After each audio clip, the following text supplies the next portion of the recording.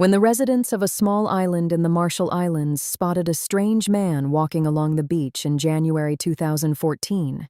They weren't sure what to make of him. He looked exhausted. His beard had grown thick, his clothes were worn out, and he struggled to communicate with the people trying to help him. At first, they assumed he was a fisherman from a nearby island whose boat had drifted off course. But as they listened to his story, they realized they were hearing something far more unusual. The man's name was José Salvador Alvarenga. According to him, he had left Mexico in late 2012 on what was supposed to be an ordinary fishing trip. He hadn't seen land since. Back in November 2012, José was working as a fisherman on the Pacific coast of Mexico.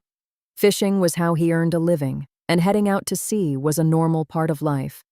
On November 17th, he set off with a young crewmate named Ezequiel Cordoba. The plan was straightforward. Spend some time fishing, bring the catch back to shore, and head home. But not long after they left, the weather began to change. Clouds gathered overhead, and the sea became rough. Before long, the two men found themselves caught in a powerful storm. The waves crashed against the boat for hours, then for days. The men tried to ride it out, hoping conditions would improve enough for them to return home. Instead, they were pushed farther from shore. When the storm finally passed, the coastline was gone. There was no sign of land in any direction. José later said that he and Ezequiel expected rescuers to find them. After all, they weren't the first fishermen to go missing during bad weather. They believed help would come.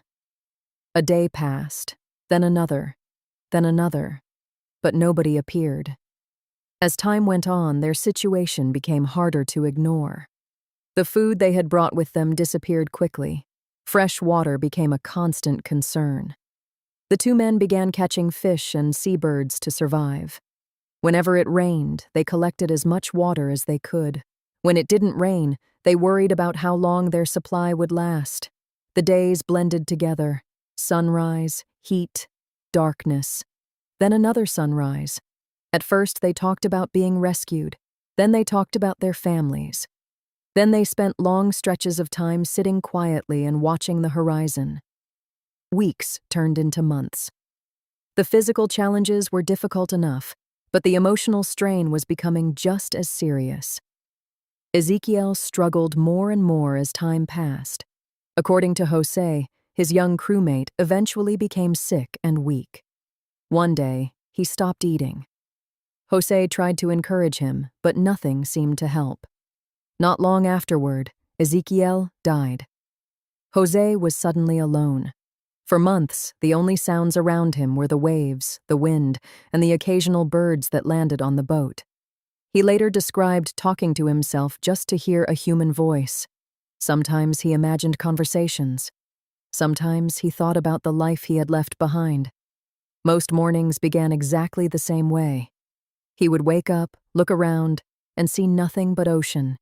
Yet somehow he kept going. He caught fish when he could. He collected rainwater whenever storms passed through. And he waited, day after day, month after month. Eventually, sometime in January 2014, José noticed something different on the horizon: land. After more than a year at sea, he had finally drifted close enough to reach shore. When he stepped onto the beach in the Marshall Islands, he could barely believe it himself. The people who found him were equally stunned. At first, many questioned whether his story could possibly be true. But investigators later examined ocean currents, weather patterns, and the details of his account.